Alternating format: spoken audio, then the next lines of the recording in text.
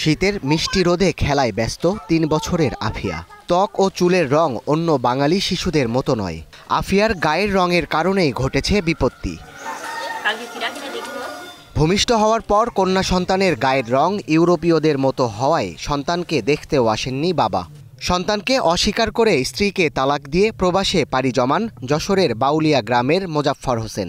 বাধ্য হয়ে মনিরা খাতুনকে ঠাঁই নিতে হয় বাবার অভাবের সংসারে।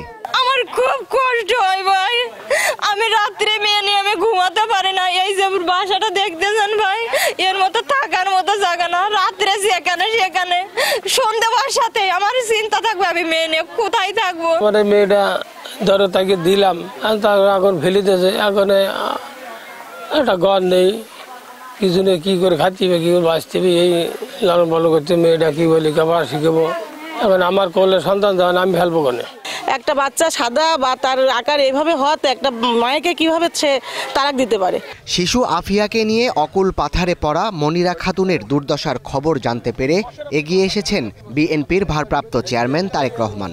শুক্রবার দুপুরে স্থানীয় নেতাকর্মীদের নিয়ে শিশু আফিয়াকে দেখতে যান বিএনপির খুলনা বিভাগীয় সাংগঠনিক সম্পাদক অনিন্দ ইসলাম।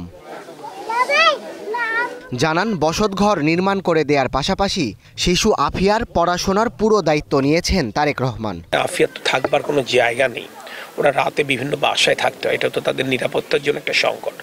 আমি দ্রুততম সময়ের মধ্যে অন্তত ওদের মাথা গোজার একটা ঠাঁই করে দেওয়ার চেষ্টা করবো ইনশাল্লাহ। আর বাচ্চাটার মার চাওয়া হচ্ছে বাচ্চাটা আমাদের মতো পড়ালেখা করবে, ওর পড়ালেখা করবার যতদিন পড়ালেখা করতে চাইবে ব্যক্তিগতভাবে আমি এবং আমার দল বাংলাদেশ জাতীয়তাবাদী দল বিএনপি সর্বতভাবে সাথে থাকবে।